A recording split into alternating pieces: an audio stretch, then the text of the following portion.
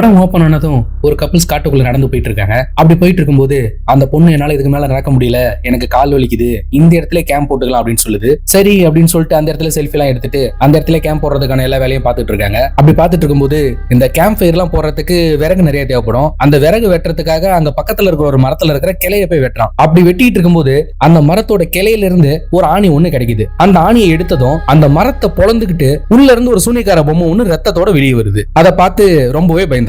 அந்த பொம்மையை அப்படியே கையில வச்சு பார்த்துக்கிட்டே இருக்கும்போது ஏதோ ஒண்ணு பின்னால இருந்து வந்து அந்த பையன் அடிச்சிருது. எங்கடா விறகு வெட்ட போனோம் ரொம்ப நேரமா காணமே அப்படின்னு அந்த பொண்ணு திரும்பி பார்த்தா அந்த இடத்துல அந்த பையன் இல்ல. அந்த பொம்மை மட்டும் கீழே கிடக்குது. என்ன அந்த பொம்மை ரொம்ப பார்க்கவே பயங்கரமா இருக்கே அப்படின்னு சொல்லி அந்த பொண்ணு பயத்தோட அந்த பொம்மை எடுத்து கையில வச்சுக்கிட்டு இருக்கும்போது திரும்ப ஏதோ ஒண்ணு அந்த பொண்ணையும் வந்து அடிச்சிருது. அந்த இடத்துல டைட்டில் போடுறாங்க. டைட்டில் முடிஞ்ச உடனே நம்ம பாலசரவணனை காட்டுறாங்க. அவரு எங்கேயோ வெளியே கிளம்புறாரு போல, போயிட்டு வரதுக்கு ஒரு 2 நாள் ஆகுங்கிறாரு. இன்னும் 2 நாள்ல நம்ம பொண்ணோட பிறந்த நாள் வச்சுட்டு இப்ப எங்கேயா வெளியே கிளம்புற அப்படின்னு அவங்க வீட்டுக்காரமா கேக்குது. நீ ஒன்னும் கவலைப்படாத, போயிட்டு சீக்கிரமா வேலையை முடிச்சிட்டு வந்துடுறேன் அப்படின்னு சொல்லிட்டு அங்க இருந்து கிளம்பி போறாரு. கிளம்பி நேரா போய் இவரை பாக்குறாரு. ஓ, போன்ல பேசுனது நீங்க தானா? கண்டிப்பா எங்களை காட்டுக்குள்ள கூட்டு போயிடுவீங்கல்ல அப்படின்னு கேட்டுட்டு இருக்காங்க. அநேகமா ஒரு கைடு போல, காட்டுக்குள்ள போறதுக்காக இவர் கைடா கூப்பிட்டு இருக்காங்க. இவங்களாம் அவரோட ஃப்ரெண்ட்ஸ் போல. அவங்க கிட்ட போய் பேசிட்டு இருக்காரு. நீங்களாம் ஆசைப்பட்ட மாதிரி அந்த ஃபாரஸ்ட்குள்ள நாளைக்கு நம்ம போக போறோம் அப்படின்னு பேசிட்டு இருக்காரு. இப்ப அன்னைக்கு பொழுது விடிஞ்சிருது. அடுத்த நாள் காலையில எல்லாரும் எதிர்பார்த்த மாதிரி ஃபாரஸ்ட்டுக்கு வேகமா கிளம்பிட்டு இருக்காங்க. கிளம்பி போற வழியில பாலசரவணன் பிக்கப் பண்ணிக்கிறாங்க. கார்ல போயிட்டு இருக்கும்போது ரோட்ல ஒரு பொண்ணு வந்து வெளியே மறிச்சிருது. யாருன்னு பார்த்தா நம்ம பாலசரவணனோட பொண்ணு. ஏமா, நான் தான் போயிட்டு 2 நாள்ல வந்துறேன்னு சொன்னேன்ல, இப்ப எதுக்குமா வெளியே மறிச்சிட்டு நிக்கிற அப்படின்னு ஒரு பொண்ணுகிட்ட பேசுறாரு. நான் ஒண்ணு நீங்க போறதை தடுக்கிறதுக்காக நிக்கல, இந்த தாயத்தை கழுத்துல மாட்டிட்டு போக சொல்லு அம்மா கொடுத்தாங்க, அதுக்காக தான் வந்தேன் அப்படின்னு அவர் கழுத்துல ஒரு தாயத்தை போட்டு விட்டு அனுப்புறாங்க. அவரும் ஃபாரஸ்ட்டுக்கு ரீச் ஆனதும் இதுக்கு மேல கார் போகாது, இங்க இருந்து நம்மள நடந்துதான் போகணும் அப்படின்னு சொல்லிட்டு காரை ஒரு இடத்துல பார்க் பண்ணிட்டு, அதே போல ஃபாரஸ்டுக்குள்ள யார் போன்லயும் சிக்னல் கிடைக்காது, அதனால யாருன்னா வீட்டுக்கு கால் பண்ணணும்னா இந்த இடத்துல கால் பண்ணிக்கோங்க, உள்ள உங்களுக்கு எந்த நெட்வொர்க்கும் கிடைக்காது அப்படின்னு சொல்றாரு. நெட்வொர்க் கிடைக்காதுன்னா வெளியில இருக்கவங்க எப்படி கான்டாக்ட் பண்றது? நீங்க ஒரு கைடு தானே, கையில ஒரு வாக்கி டாக்கியாவது எடுத்துட்டு வந்திருக்கலாம்ல அப்படின்னு இந்த பொண்ணு கேட்க, அதுக்கு நீங்க என்ன அபிஷியலா கூட்டிட்டு போனோம், நானும் அன்அபிஷியலா வந்திருக்கேன், அபிஷியலா போனாதான் வாக்கி டாக்கில எங்களுக்கே தருவாங்க, சார் தான் அந்த ஃபாரஸ்டுக்குள்ள போறதுக்கு பர்மிஷன் தர மாட்டாங்கன்னு அன்அபிஷியலா கூட்டிட்டு போறாரு அப்படின்னு சொல்லிட்டு அங்க இருந்து எல்லாரையும் கூட்டிட்டு காட்டுக்குள்ள போறாரு. போயிட்டு இருக்கும்போது இவர் ஒரு போட்டோகிராஃபர் போல, பாலசரவணன் கிட்ட அவரோட பொண்ணு கழுத்துல தாயத்தை போட்டுச்சுல்ல, அதை அழகா போட்டோ எடுத்து வச்சிருக்காரு. அதெல்லாம் காமிச்சிட்டு இருக்காரு. உடனே பாலசரவணன் அந்த இடத்துல அவரோட பட்டன் போனை காமிச்சு இந்த போட்டோஸ் எல்லாம் என் போனுக்கு காப்பி பண்ணி தர முடியுமா அப்படின்னு கேட்டுட்டு இருக்காரு. கேட்டுட்டு அப்படியே கொஞ்சம் தூரம் நடந்து போறாங்க. அங்க வந்து ஏதோ ஒரு நீர் ஊத்து மாதிரி வந்துட்டு இருக்கு. அந்த இடத்துல அந்த பொண்ணுங்களை இறங்கி பயங்கரமா குதிக்க ஆரம்பிக்கிறாங்க. இங்க பாருங்க, இந்த இடத்துல இப்படி எல்லாம் சத்தம் போட்டுட்டு இருக்க கூடாது, இப்படி எல்லாம் சத்தம் போட்டுட்டு இருந்தீங்கன்னா நான் உங்களை ஃபாரஸ்ட்குள்ள கூட்டிட்டு போகவே மாட்டேன், நீங்க எப்படி தண்ணியில விளையாடணும்னா அதுக்கு வேற இடம் இருக்கு, வாங்க அங்க கூட்டிட்டு போறேன் அப்படின்னு சொல்லிடுறாரு. உடனே அந்த பொண்ணுங்களும் இவரை போய் கைடா கூட்டு வந்திருக்கீங்க, எங்களை அது பண்ணக்கூடாது இது பண்ணக்கூடாதுங்கிறாரு அப்படின்னு சண்டை போட்டுக்கிட்டே அங்க இருந்து கிளம்பி போறாங்க. போயிட்டு இருக்க வழியில இவங்க 2 பேரும் ஏதோ ஒரு புதரை பார்த்துட்டு இது என்ன நாங்க கண்டுபிடிச்சே தீரணும்னு அங்க கிடக்குற வேலியை மொத்தமா விளக்கிட்டு இருக்காங்க. வேலியை மொத்தமா விளக்குனா ஒரு பெரிய தூண் மாதிரி இருக்கு.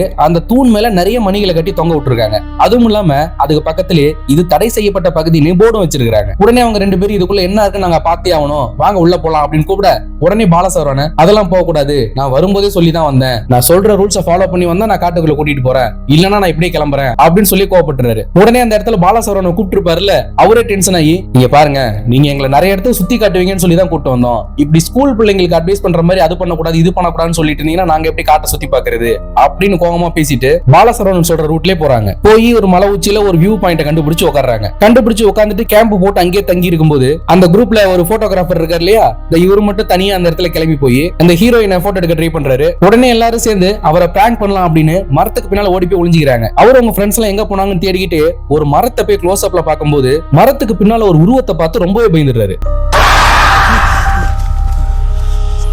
இப்போ ஒரு பயந்ததை பார்த்து அவர் ஃப்ரெண்ட்ஸ் எல்லாம் அவர் பயங்கரமா கலாய்ச்சி சிரிச்சிட்டு இருக்காங்க. அதுல இந்த 2 பேர் மட்டும் ரொம்ப ஓவரா கலாய்ச்சிட்டு இருக்காங்க. கலாய்க்கவும் இவர் ஒரு பெட் கட்டுறாரு. நீங்க மட்டும் என்ன தைரியசாலியா, ஏன் நீங்களா பார்த்தா பயப்படவே மாட்டீங்களா, அவ்வளவு தைரியசாலியா இருந்தா இது தடை செய்யப்பட்ட பகுதின்னு ஒரு இடம் இருந்துச்சுல்ல, அந்த இடத்துக்குள்ள போயிட்டு இந்த ஸ்கார்ஃபை கட்டிட்டு வாங்க அப்படின்னு சவால் விடுறாரு. அவங்களும் இதை சேலஞ்சா எடுத்துக்கிட்டு எங்களால ஒன்னும் பண்ண முடியாதுன்னு நினைக்கிறியா, இது இப்பவே போயிட்டு வரோம் அப்படின்ட்டு பாலசரவணன் சொல்ல கேட்காம அந்த பக்கம் போயிடுறாங்க. போகும்போது இவங்க போன வழியை மறந்துடக்கூடாதுங்கிறதுக்காக ஒவ்வொரு மரத்திலையும் ஒரு கலர் ரிப்பனை கட்டிக்கிட்டே போயிட்டு இருக்காங்க. கட்டிக்கிட்டே போயிட்டு இருக்கும்போது அந்த இடத்துல ஒரு பாலடைஞ்ச வீடு, அந்த வீட்டுக்குள்ள என்ன இருக்கும் அப்படின்னு சொல்லி பார்க்கலான்ட்டு வீட்டுக்குள்ள போறாங்க.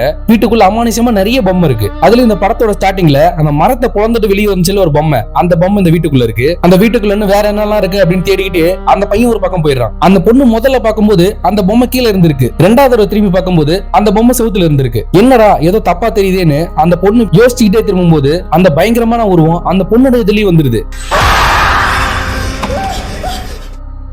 உடனே பயந்து போய் பார்த்தா ஜன்னல் வழியா அதே உருவம் அந்த காட்டுக்குள்ள நின்று அந்த பொண்ணை பார்த்துட்டு இருக்கு. இப்ப அந்த பொண்ணு ரொம்பவே பயந்து போயிடுது. உடனே சத்தம் போட்டு அந்த பையனை வர சொல்லி இந்த இடத்த விட்டு நம்ம உடனே கிளம்பலாம், இந்த இடத்துல ஏதோ தப்பா இருக்கு அப்படின்னு சொல்லிட்டு வேகமா வெளியே வராங்க. வெளியே வந்தா இன்னொரு அதிர்ச்சி, அந்த ஸ்கார்ஃப் ஒன்னு எடுத்துட்டு வந்தாங்க பாத்தியா, இதை நாங்க அந்த இடத்துல போய் கட்டிட்டு வரோம் அப்படின்ட்டு அந்த ஸ்கார்ஃப் வந்து அந்த பையனோட தோல்ல தான் இருந்திருக்கும். இப்ப திடீர்னு வெளியில வந்த பார்த்தா அந்த ஸ்கார்ஃப் வந்து அந்த வெளியில இருக்கிற ஒரு மரத்து மேல தொங்கிட்டு இருக்கு. இங்க இவங்க ஃப்ரெண்ட்ஸா பேசிக்கிறாங்க, எங்க போனவங்கள ரொம்ப காணோம்.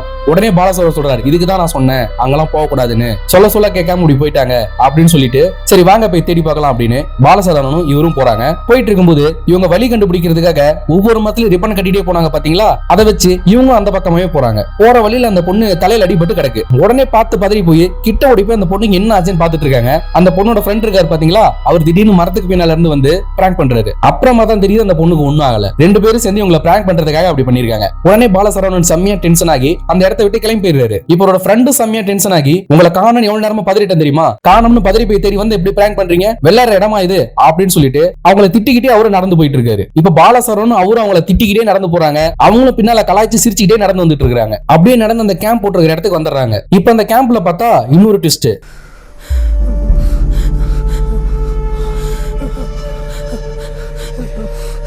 அந்த பொண்ணு பயந்து நடுங்கி உட்கார்ந்துட்டு இருக்கு. அந்த பையன் இவங்களுக்கு முன்னாடி அந்த கேம்ப்ல இருக்கான். ஒரு செகண்ட் ரெண்டு பேருக்குமே ஷாக் ஆயிடுது. அப்ப பின்னால நம்மள பார்த்து கலாய்ச்சி சிரிச்சிட்டு வர்றது யாரு அப்படின்னு.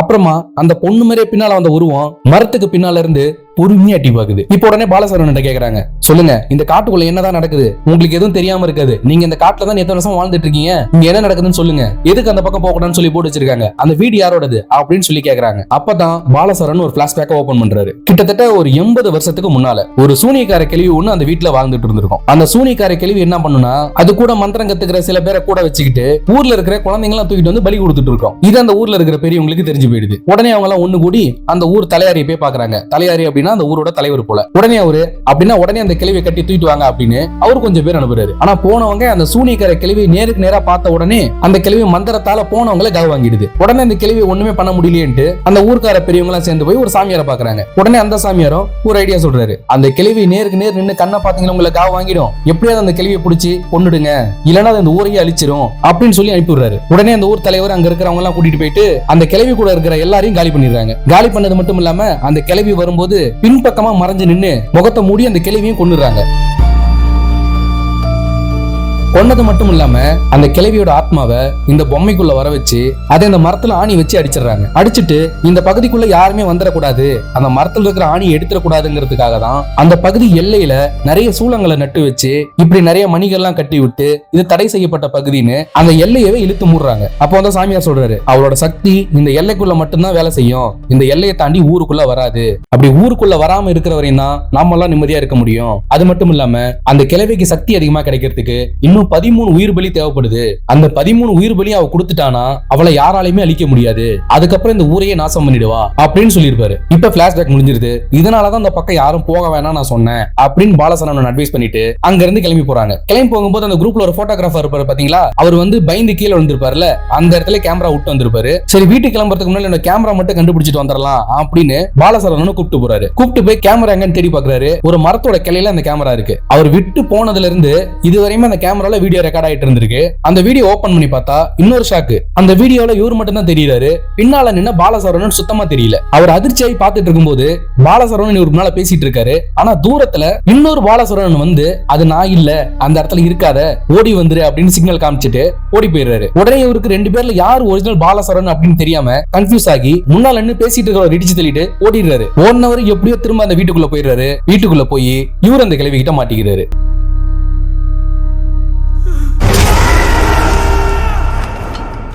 இப்ப பாலசரவணன் திரும்ப அங்க போயிட்டு அந்த போட்டோகிராஃபர் ஃப்ரெண்ட் என்ன இடிச்சு தள்ளிட்டு ஓடிட்டாரு, நான் எவ்வளவு கூப்பிட்டு நிக்கல, எந்த பக்கம் போனாருன்னே தெரியல, வாங்க தேடி பாப்போம்னு அந்த குரூப்ல இருந்து திரும்ப ஒரு கூப்பிட்டுக்கிட்டு திரும்ப அந்த பக்கம் போறாரு. போய் பார்த்தா படத்தோட ஓப்பனிங்ல ஒரு கப்பிள்ஸ் வந்திருப்பாங்க பாத்தீங்களா, அதாவது கேம்ப் போட தங்கும் போது அந்த மரத்துல இருந்து ஆணியை போடுங்கனாங்கல்ல, அந்த கப்பிள்ஸோட விளாக் கேமரா கீழே கிடக்குது.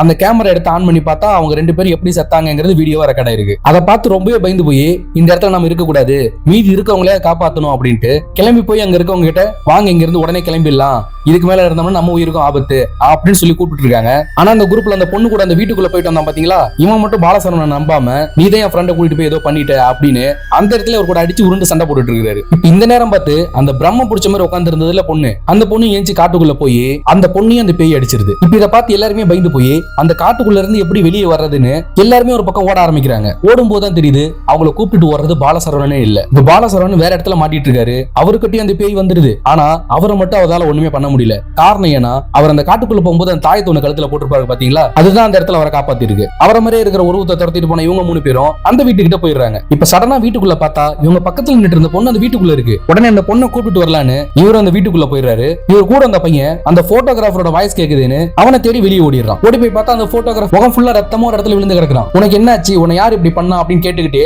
அந்த போட்டோகிராஃபரை தூக்கி தோல்ல போட்டுட்டு வெளியே நடந்து வந்துகிட்டே இருக்கும்போது அந்த போட்டோகிராஃபரும் பேயா மாதிரி அவனையும் காலி பண்ணிடுறான்.